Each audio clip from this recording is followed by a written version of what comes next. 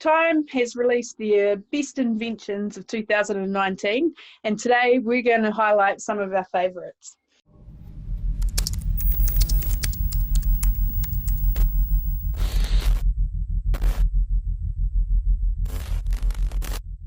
Carl, how did you enjoy the article? Yeah, what a cool article. So Nat sent it through to me and went, whoa, let's talk about this. This is really cool. And I went, oh. And I expected when I click these type of links where everyone has like top 10, top 20, whatever of these products, they have their little affiliate links and you got your ads pop up everywhere. But this is time. They've done a good job. So list of every category. There's 100 pieces. They've put it into nice little categories so you can go to different sections. And I went, okay, they put this effort in this year.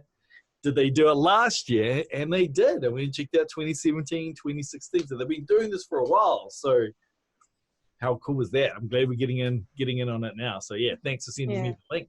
Yeah, we've definitely had fun having a look at the different inventions and having a think about how they apply to our lives, but also to our learning lives as well. So in saying that, what was your highlight for learning? So with your learning lens on, which one do you think stood out the most for you? There was a few that were pretty cool. I'm also a little bit ashamed that there are so many inventions that are on this I hadn't even heard of, right? So it was actually a big learning piece myself, knowing that what's out there. The one that really struck me was Z Space, and they call it Safer School Experiments. And basically, they've got it's a laptop and some glasses and a combination of VR and AR, and you can do things like dissecting a frog or being able to see inside a frog in a virtual space. So none of more of these like barbaric like cutting up of different animals while you're in biology. But as someone who's been following kind of VR tech, which we both had for a little while, it's cumbersome having the technology and moving it around, but being able to have it all in a laptop with the piece that locks into it, that's portable, right? That actually can be in a classroom, that can go places, opposed to the past where they have a big gaming PC. Opens up a world of opportunities and applications to the tech. Yes, absolutely. Yeah. And like I kept checking out the demos. It's really exciting about how they augment. See the combination of augmented and virtual, so you could see what you're working on directly in front of you, not necessarily having to be cut off from the world as well. So very cool tech, and really exciting that it's gone from elite gamers to being able to like finally scaling it down to, hey, this is just something that you can start having in your classroom. So really excited that shift is starting to happen. Yeah, nice. I think for me, one of the, in terms of learning, the AI-powered education sort of area has got me really fascinated, and sort of thinking about in the future we're going to have robots as teachers, and whether or not that'll even really happen, and what that means for educators like me. So Roy B. the Robot's first iteration of that sort of genre, I guess, and he looks pretty cool. So he's designed to help kids sort of learn STEM skills, which is what does STEM stand for? Science, technology. Yeah. So helping learn those sort of basic concepts, becoming a bit of a friend, and robots can be our friends.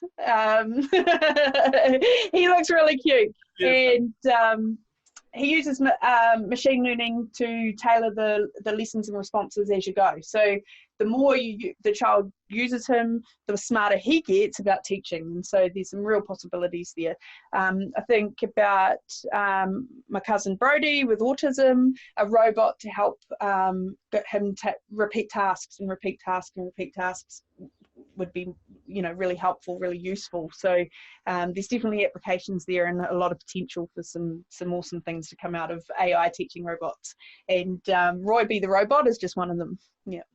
So we're almost kind of there a little bit. Like I was just thinking about how often I'm at having dinner with my friends, and arguing the point, and then there's always this point where everyone stares each other down, they grab their phone out and start typing in or saying, okay, Google, sorry, everyone that's listening with their Android phone around, like trying to figure out the answer. Well, it sounds like this is like for a kid, right? Where if they have a question around the world, asking it, getting the answers back there. And I guess it's kind of aimed at helping them think about that as well. So. Yeah, and it's content driven too, so they can songs. The robot will actually teach them things and talk to them as well. So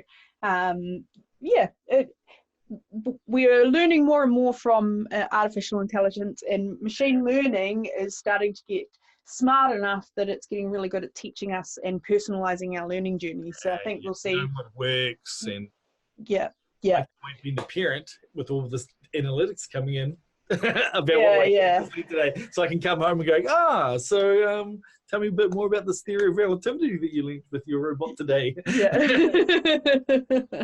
And so technology is not just exciting about using it in the workplace, but also in our sort of everyday lives. And so from that perspective, what was your favorite? What are you most excited about? So the one that I'm most excited about, and I'm pretty soon I'm actually going to get a pair of these, is the Bose Frames, and they call it Listen to Your Frames. And essentially, these are glasses, and they can be prescription glasses as well. And they've set it up so that it has, because Bose famous for headphones. And sound. The sound is set up so that you can actually hear audio through your glasses and no one else can. So you think about the freedom of being able to listen to those podcasts or whatever your music you're into, and you're just wearing your glasses. You're not cut off from the world, and people don't get the perception you're cut off from the world, right? So you can be sitting there shaking your head and being very interested and listen to your Joe Rogan podcast or listening to your favorite audiobook while you're in a meeting, for example. So the possibilities are endless. It sounds very James Bond. Dark glasses, the little bit of like... It does. On the other side, there's some cool stuff around. Bose have also been investing in their, they call it AR, but augmented audio reality. This is AR, but essentially being able to project sounds around you to give you that feeling that you're, if you had your eyes closed, they can project you to different places, which I think is very cool. The fact that it's connected to your mobile phone means you get all your notifications. But imagine being able to walk around and get told where the nearest bathroom is. That's just to your right door.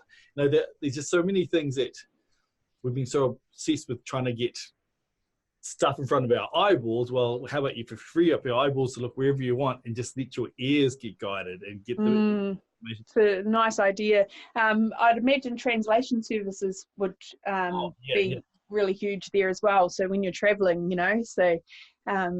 being able to get things translated on the fly without having to get a phone out and look at something up, and or having earpieces in and all that type of thing. So it's definitely a step in that way, in the right category, direction, and they look good. Yay! So super excited. Yeah, definitely gonna look in those because I see a lot of possibilities, and I'm I really do like listening to my audio. Yes, you do. My favorite, so my whole favorite, I was going to try and pick a nerdy one, but if I really be honest with myself, the one that I'm most excited about is the Oculus Quest. It comes from the family. VR as gaming PC has been around, for a few years. We tried out a few years back. We bought, what did we have?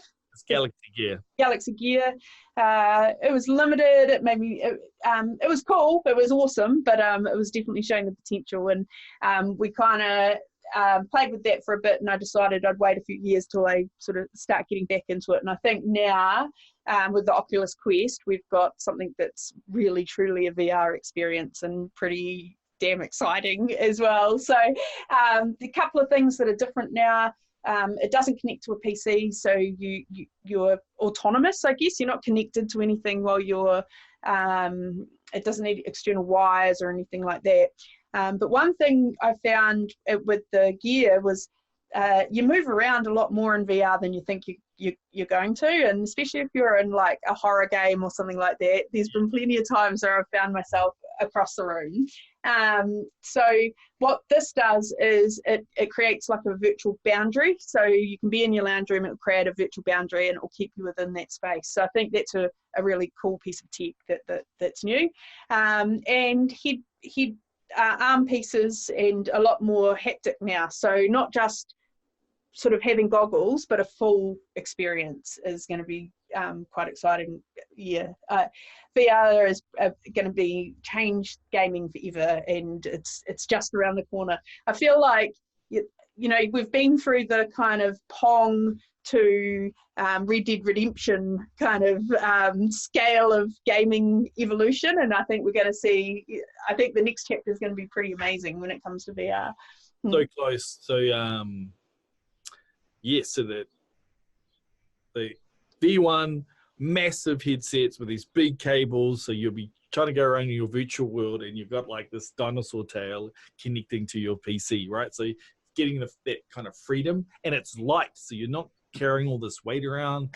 The amount of sweaty people I've seen using the first generation, so it fixes a lot of this. And for my knowledge, it has finger tracking, so you can see your little fingers and pick things up. So there's all these little bit of elements that were missing from the Gear VR, which had ultimate kind of like, since you only were using your phone, but it didn't have all those extra elements. It's got all that. It's got all the benefits of a light VR gear experience, but all the goodies of the super expensive high-end gaming version, right? So they're trying to find the right place for it. So yeah, it's super exciting. They managed to miniaturize everything. Yeah, and I think now that the tech is getting a bit better, the investment in gaming and developing games will get better as well. So we'll just start seeing more and more cool things. So yes, that's definitely been my invention highlight of 2019. And next year I'll do a review on what I like, because that's on the list. Yes, you say that, man. I've got a proposal for us to any Half-Life and Valve gamers out there would have just seen that they've announced a new VR, entirely made for VR Half-Life game that's coming out, and suddenly all the VR systems have sold out in anticipation for it. So we need to talk about some prototypes that we need to well, super cool. Check out this Time Top 100, see what you're interested in, right? Like there's a lot to check out. These they've got all the categories. We only could pick a couple because it would take forever to talk about all the good ones, right now. Yeah, but spend 5 minutes, get lost down a rabbit hole. So hope you enjoyed our favorites, and let us know what your favorites were too. See you later. Bye-bye.